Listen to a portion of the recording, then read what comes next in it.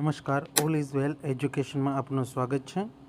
આજનો આપણો વિડીયો છે BLO એપમાં હાઉસ ટુ હાઉસ સર્વેમાં એરર આવે છે તે એરરનો પ્રશ્ન અને સર્વે કેવી રીતે કરશું. તો સર્વે તો આવડે જ છે આપણને, પણ એરર કેવી રીતે કાઢશું તે ખાસ આપણે જોઈશું.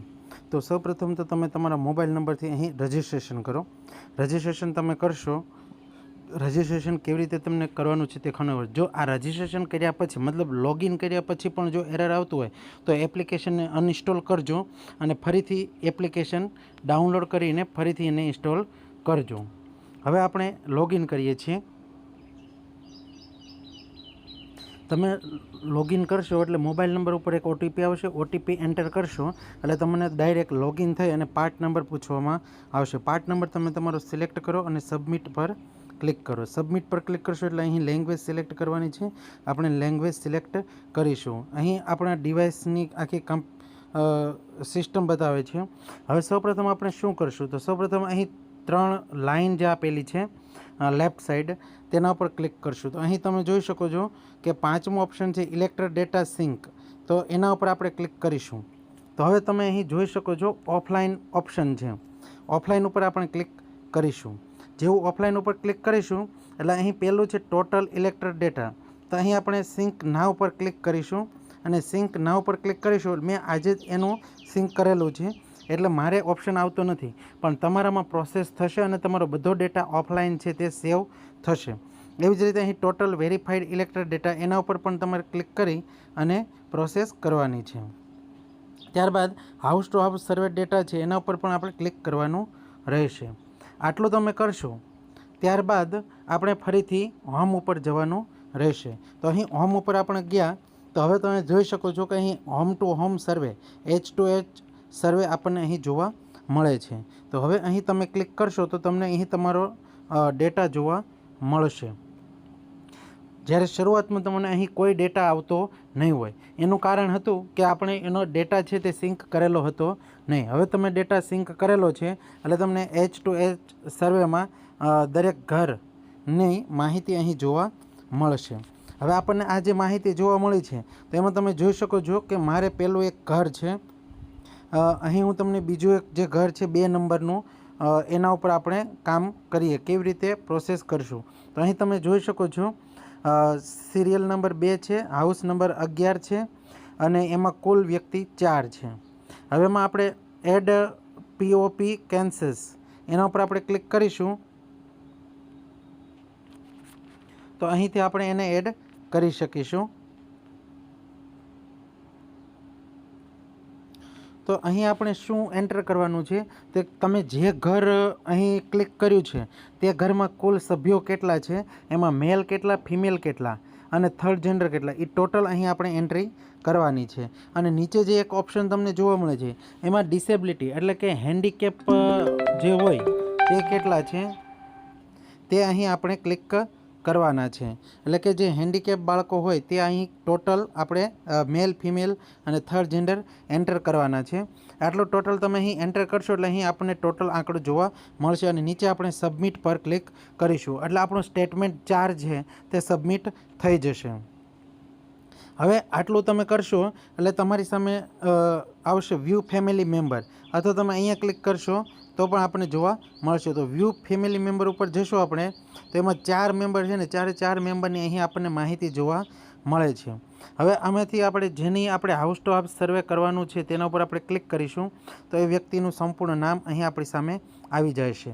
તો જો અહીં એસેમ્બલી નંબર નામ છે, ડિસ્ટ્રિક્ટ છે, પાર્ટ નંબર છે, એનું સેક્શન છે, ત્યારબાદ તે વ્યક્તિનું નામ છે, એનો ઇપિક નંબર છે. તમે અહીં વ્યૂ ફોટો પર ક્લિક કરી અને ફોટો વેરીફાઈ કરી શકો છો જો ફોટો કરેક્શન કરવો હોય તો.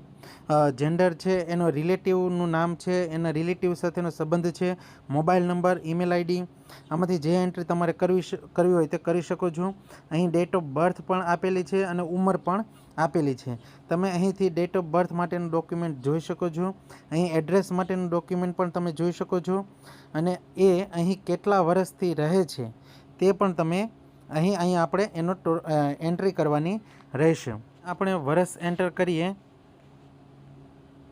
આપણે ટોટલ વર્ષ એન્ટર નથી કરવાના, અહીંથી આપણે જે વર્ષ એને સિલેક્ટ કરવું હોય તે જ આપણે કરીશું. તો અહીં આપણે વર્ષ એન્ટર કરીશું. On house visit applicant is found, એટલે કે જ્યારે તમે વિઝિટ કરી ત્યારે તે હતા. હવે જો અહીં તમે જોઈ શકો છો કે મેં પ્રેઝન્ટ ક્લિક કર્યું તો અહીં કોઈ ઓપ્શન આવતો નથી. જો એબસન્ટ ક્લિક કરીશ તો પણ કોઈ ઓપ્શન આવશે નહીં. એક્સપાયર્ડ એટલે કે જો એપ્લિકન્ટ છે તે ડેટ થઈ ગઈ હોય તો તમે અહીં ને અહીં જ એનું ફોર્મ નંબર 7 એન્ટર કરી શકશો. એટલે તમારે અહીં જ એનું 7 નંબરનું ફોર્મ ભરવાનું રહેશે. ત્યારબાદ શિફ્ટ આપણે બતાવીશું. તો અહીં ને અહીં જ તમે એનું ફોર્મ નંબર 7 ભરી શકો છો. જો ભરવું હોય તો, ન ભરવું હોય તો તમે આગળ પ્રોસેસ કરી શકો છો ને ત્યારબાદ ફરીથી તમે એનું ફોર્મ નંબર 7 ભરી શકો છો. આપણે રિપીટેડ એટલે કે એકનું એક વ્યક્તિનું 2 વખત જો ચૂંટણી કાર્ડ બની ગયેલું હોય તો અહીં પણ આપણે ફોર્મ નંબર 7 એનું ભરી અને ડિલીટ કરી શકીએ છીએ. તો અહીં અત્યારે હું પ્રેઝન્ટ પર ક્લિક કરીશ. ફોટોગ્રાફ છે તે સાચો છે તો અહીં કરેક્ટ પર ક્લિક કરીશ. જો ઇનકરેક્ટ કરીશું તો આપણે એનું ફોર્મ નંબર 8 ભરવું પડશે. The detail of the elector on house visit are same, જો સરખી હોય તો, જો સેમ નથી તો આપણે એના માટે પણ ફોર્મ સબમિટ કરવું પડશે. ડેટ ઓફ બર્થ છે તે વિઝિટ દરમિયાન સરખી હતી તો આપણે સેમ કરીશું. જો નોટ સેમ કરીશું તો એના માટે આપણે ફોર્મ નંબર 8 ભરી અને સબમિટ કરવું પડશે. The address on visit house visit are same, તો અહીં સેમ, જો સેમ નહીં હોય તો આપણે એનું સરનામું પણ ચેન્જ કરવું પડશે. અને ત્યારબાદ જો હેન્ડીકેપ હોય તો યસ ને ન હોય તો ના પર ક્લિક કરીશું. આધાર એનું તમે આપણે આપેલા 6B ફોર્મ ભર્યા હતા ત્યારે તમે એના આધાર છે લિંક કરેલા હશે. જો કરેલા હશે તો અહીં રિસીવ લખેલું આવશે. જો નહીં હોય તો તમે એડ આધાર ઉપર ક્લિક કરી અને એનું આધાર પણ એડ કરી શકો છો. એવો detail are correct and verified, yes પર ક્લિક કરીશું. હવે અહીં રિમાર્ક્સ છે તેમાં આપણે અંગ્રેજીમાં ઓકે ક્લિક કરીશું. હવે એક ખાસ બાબત એ ધ્યાનમાં રાખવાની છે કે રિમાર્ક્સ છે ને તે આપણે ઇંગ્લિશમાં જ ભરવાનું છે, ગુજરાતીમાં ભરવાનું નથી. અને ડેટ ઓફ વેરિફિકેશન છે. હવે અહીંથી તમે પ્રિવ્યૂ પર ક્લિક કરશો એટલે તમને સંપૂર્ણ ડિટેલ જોવા મળશે. તો તમે એની સંપૂર્ણ ડિટેલ જોઈ શકો છો. જો તમને કોઈ એમાં કરેક્શન લાગે તો તમે એડિટ ઉપર જઈ અને ક્લિક કરી શકો છો. નહીં તો અહીંથી આપણે સબમિટ પણ આપી શકીએ છીએ. તો અહીં ઓકે આપીશું એટલે અહીં વેરીફાઈ સક્સેસફુલી થઈ ગયું છે. તો અહીં આપણે 4 વ્યક્તિ હતા એમાંથી આપણે એકને વેરીફાઈ કર્યું છે. તો તમે જોઈ શકો અહીં 3 જ વ્યક્તિ રહ્યા છે. એટલે મારે હાઉસ ટુ હાઉસ સર્વેમાં આવે આ ઘરમાં 3 વ્યક્તિ રહ્યા છે. હવે બીજું કે આ ઘરમાં કોઈ વ્યક્તિ એવી છે કે જેનું આપણે સંભવિત મતદાર યાદીમાં નામ સમાવવા માગીએ છીએ. સંભવિત મતદાર યાદી, તો સ્ટેટમેન્ટ 3 પર આપણે ક્લિક કરીશું. સ્ટેટમેન્ટ 3 પર ક્લિક કરીશું તો અહીં આવશે પાર્ટ નંબરને દરેક વસ્તુ છે. અહીં સિરિયલ નંબર, સિરિયલ નંબર અહીં આપણે કયો ટાઈપ કરીશું તો કે કોઈ ઘર છે એમાં 4 વ્યક્તિ છે તો એના તો 4 સિરિયલ નંબર છે જ. હવે અહીં આને આપણે નંબર 5 આપીશું. પછી એનો હાઉસ નંબર છે. પછી જે વ્યક્તિ છે એનું આપણે અહીં નામ ટાઈપ કરશું. એનું નામ અહીં ગુજરાતીમાં આવી જશે. એનું લાસ્ટ નેમ એટલે કે સરનેમ ટાઈપ કરીશું. ત્યારબાદ રિલેટિવ ટાઈપ એટલે કે એની સાથે જે સંબંધના વ્યક્તિનો આપણે અહીં એન્ટ્રી કરવાના છીએ તે આપણે એન્ટર કરીશું. એનું અહીંયા નામ એન્ટર કરીશું. અહીં એનું લાસ્ટ નામ એન્ટર કરીશું. અહીં એની જેન્ડર સિલેક્ટ કરીશું.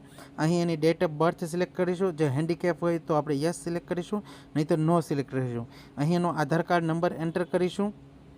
ત્યારબાદ અહીં એનો મોબાઈલ નંબર, ઈમેલ એડ્રેસ. હવે જે આવે છે દરેક વ્યક્તિ પાસે મોબાઈલ હોય છે ને, મોબાઈલ હોય એટલે ઈમેલ એડ્રેસ હોય તો શક્ય બને તો ઈમેલ એડ્રેસ પણ આપણે ટાઈપ કરીશું. અને અહીં તે કેટલા વર્ષથી રહે છે તો હવે આપણે જે એની એન્ટ્રી કરવાના છીએ એ લગભગ મોટા ભાગના વ્યક્તિઓ એ જ ગામના હોય. જો એ જ ગામના હોય બરાબર તો એની જન્મ તારીખ જે આવે ને એ જ અહીં એન્ટર કરવાની થાય. પણ જો બહારથી આવેલા હોય તો પછી આપણે જાણીને તે એન્ટર કરવાનું થશે. અને અહીં એનું આપણે સેક્શન નંબર એન્ટર કરીશું અને ત્યારબાદ પ્રિવ્યૂ પર ક્લિક કરીશું. પ્રિવ્યૂ આપણે જોશું. જો પ્રિવ્યૂ બરોબર છે તો આપણે એને સબમિટ પર ક્લિક કરી અને આપણે એની એન્ટ્રી કરીશું. તો આવી રીતે આપણે સંભવિત મતદારની અહીં એન્ટ્રી કરીશું. તો આ સંભવિત મતદારની એન્ટ્રી થઈ ગઈ છે. હાઉસ ટુ હાઉસ સર્વે થઈ ગયું છે. હવે આપણે BLO રજિસ્ટરમાં જશું. તો BLO રજિસ્ટરમાં જશું તો આપણને અહીં જોવા મળશે સ્ટેટમેન્ટ 1. તો અહીં તમે જોઈ શકો છો કે ઉંમર વાઇઝ મને મારા જે આખું મતદાન મથક છે એમાં આપણને દરેક ઉંમર વાઇઝ મને કેટલા મતદાર છે તેની માહિતી જોવા મળે છે, મેલ ફિમેલ કેટલા છે અને ટોટલ માહિતી અહીં મને જોવા મળે છે, જે હું ડાઉનલોડ કરી શકું છું. ત્યારબાદ સ્ટેટમેન્ટ 5માં જઈશ તો અહીં મને જેન્ડર મુજબ અલગ અલગ માહિતી જોવા મળે છે. તમે જોઈ શકો છો કે પાર્ટ મુજબ ઉંમર મુજબ એમાં કેટલી ટોટલ જે આંકડો છે તે અહીં જોવા મળે છે.